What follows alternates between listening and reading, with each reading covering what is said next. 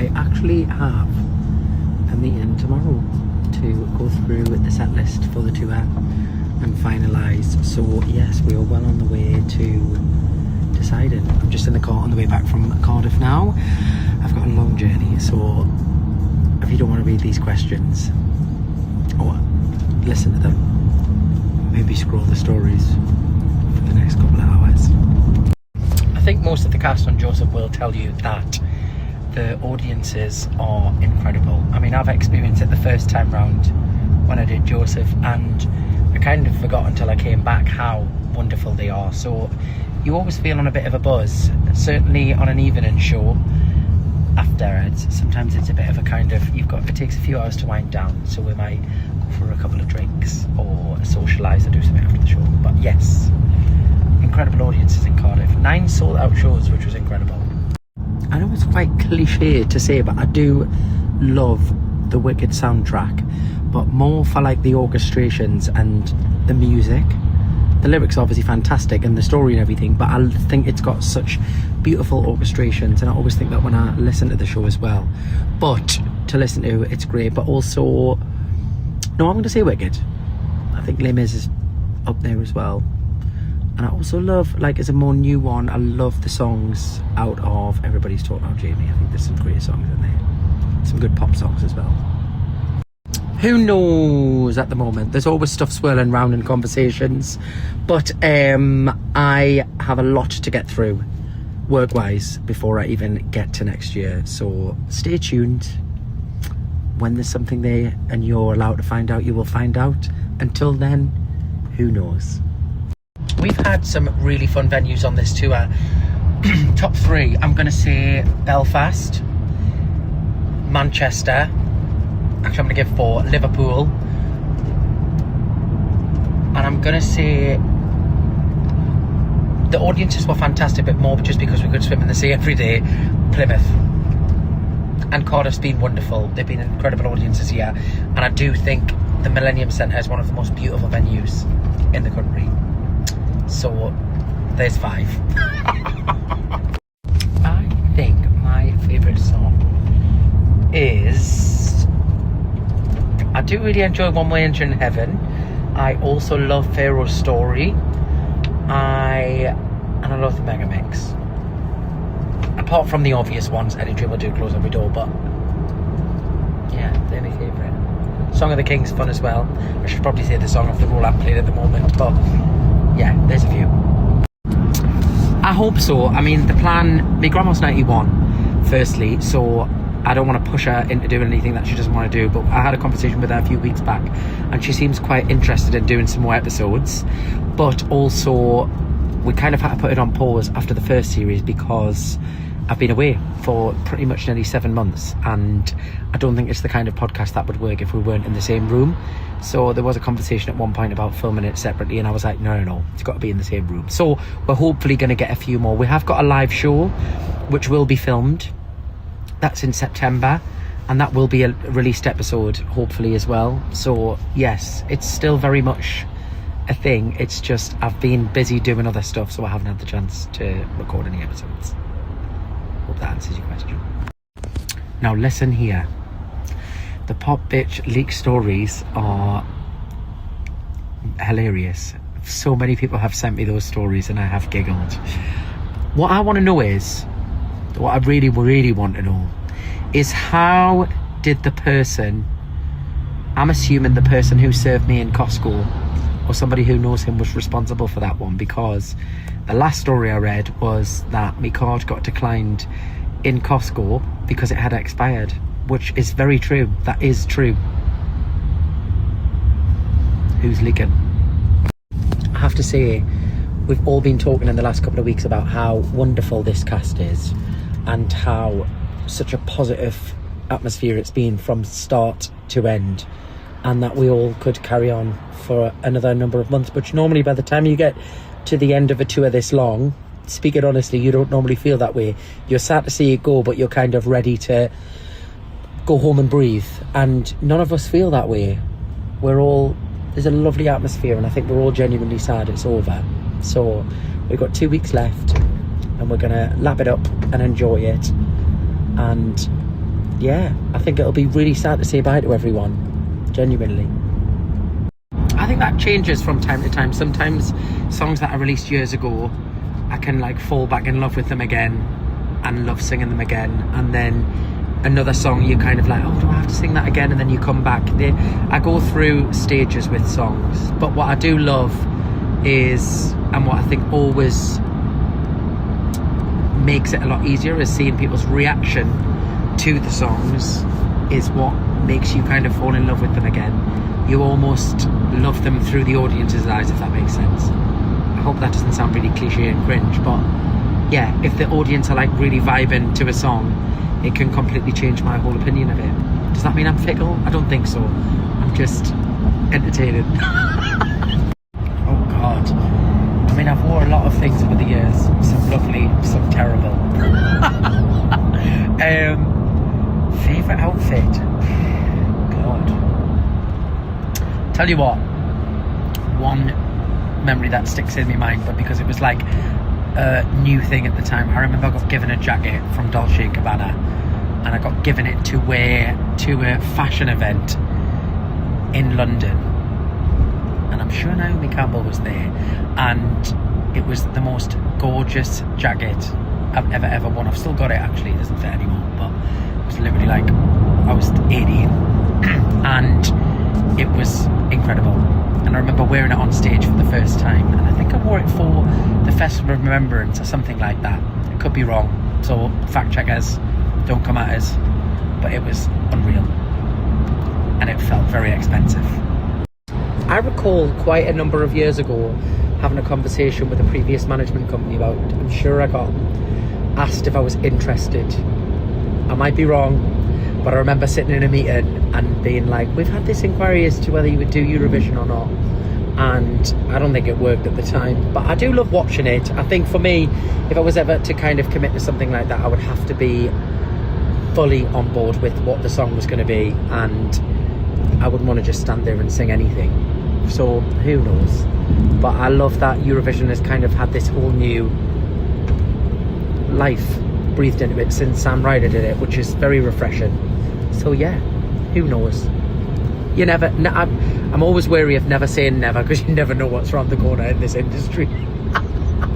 I do have a holiday booked with some family and friends, but I am pretty busy straight into working on my solo tour, so we've got rehearsals for that and planning for that, which I've got a couple of weeks off, but I will be kind of working in and around that as well. So yeah, it's been a pretty mad year this year, but I love it. I have never been on a blind date, so I can't comment as to whether that would be a good thing or not. What are our thoughts on blind dates, guys? Anyone got any good experiences of that? Would you recommend? I'm not sure. I think it would give me anxiety, so I don't know. That's very kind to say that. I know that this is not a question, but thank you very much. It truly has been wonderful to step back into the world of Joseph and its Technicolor madness. And I was quite nervous about kind of coming back to a different role, thinking, oh my God, what if I don't enjoy it as much as I did the first time? Because I genuinely had the best 2 years when I did it the first time round, and it has been so incredible to come back and have the same amount of love for the show and the people in the show. And honestly, I have had the best 6 or 7 months, I think it's been now. It's just been a real celebration, which has been lovely. I'm gonna get in my feels now. Now this is a very good question. I love questions like this. So Wide Awake, for those who may not have followed since the beginning of my career, was my first album, and if you listen to it, there is a lot of kind of falsetto, but what I will say is the falsetto is a little bit harder now, but I think that's because my range has increased.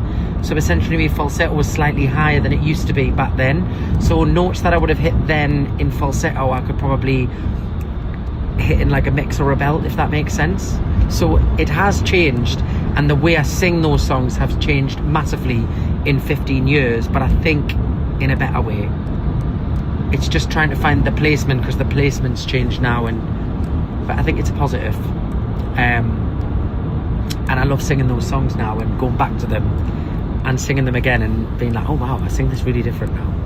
But I have been listening to a load of like demo stuff and things recently, and I'll carry that question on. And even like 2-3 years ago, they're very raw, like recording vocals. I've shared a couple of them on Instagram, but it's incredible how much your voice changes and the depth of it changes, and as you get older.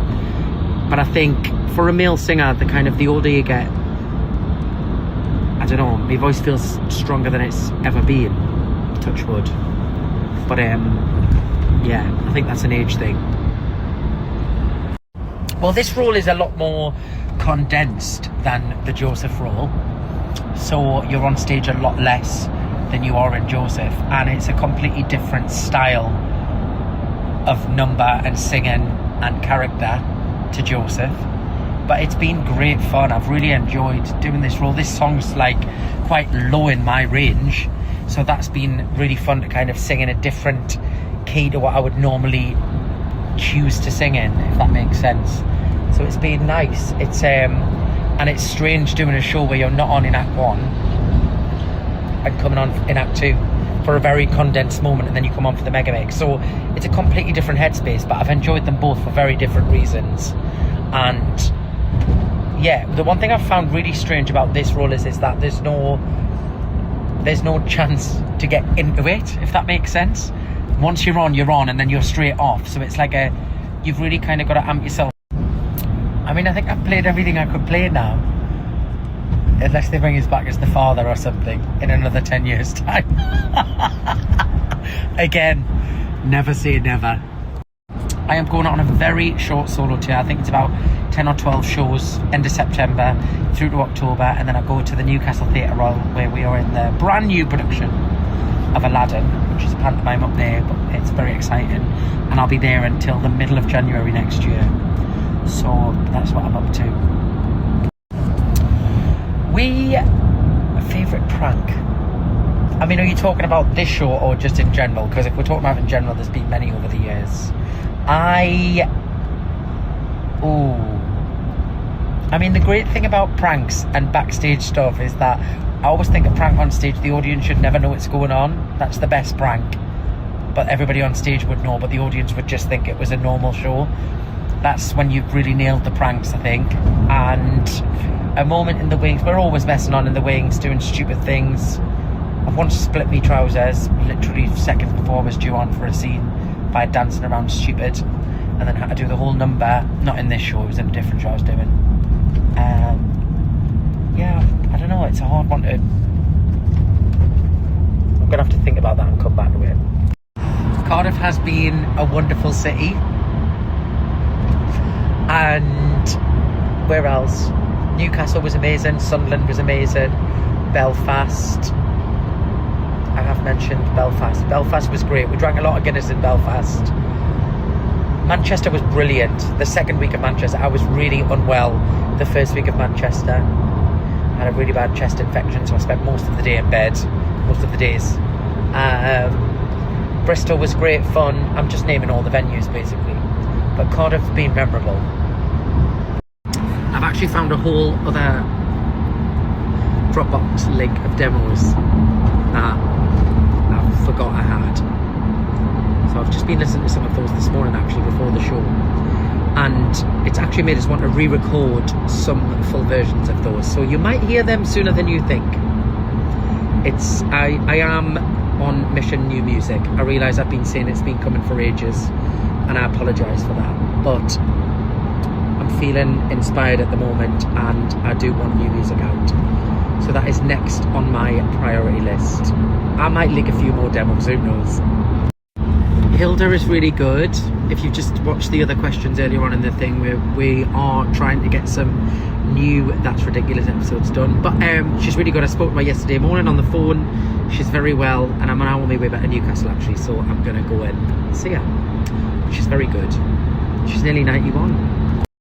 Of course we missed you. Master Mcelderry missed you very much.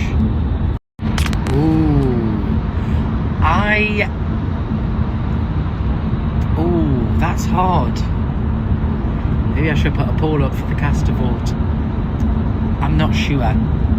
There's quite a few funny characters in this cast, so it will be hard to pinpoint. I'm not driving this car, I'm in the back of the car. I've just been to the shop for my food. It's a long old journey. I think overall, I'm just taking this week. Maybe like sustaining a long career rather than like one achievement. I think people underestimate how much of a tough industry this is, and also to keep reinventing the wheel every time you do something. So yeah, maybe 15 years now, I'm going for 20. Oh my god, maybe that's a sign. I've got all the snacks and sweets. I think I'm going to be in this car for like 4.5 hours. Well, it's a 5.5 hour journey, but I've been in the car a while now. So I fell asleep and I've just woke up again. But it's a good question. My favourite Gabrielle, I love Out of Reach, and I also love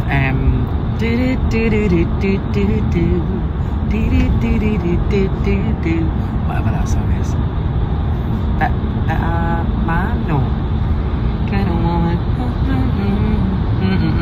Can't remember the name of it, but it's a tune. Sunshine through my window. That's a good one as well. Mostly come on the day of the show, I think. Some of them watch sometimes the matinee or the night before, I think, and some just rock up on the day.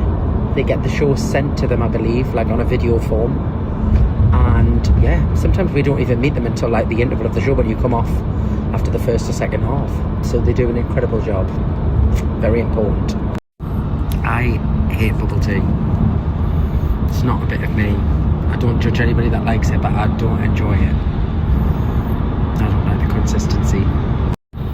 But all the traditional ones, of course, the obvious ones, I love. It's Ratatouille Disney. If it is, Ratatouille. And I've recently watched Moana, and I love that. This tour is called Joe Mcelderry Live 2025. So the last few years have been themed, but this is not themed, which is more exciting, I think, actually, because it means I can do whatever I want. I mean, I do whatever I want anyways, but you know what I mean. So if you've got any suggestions, I have a meeting tomorrow. Hit us up with songs.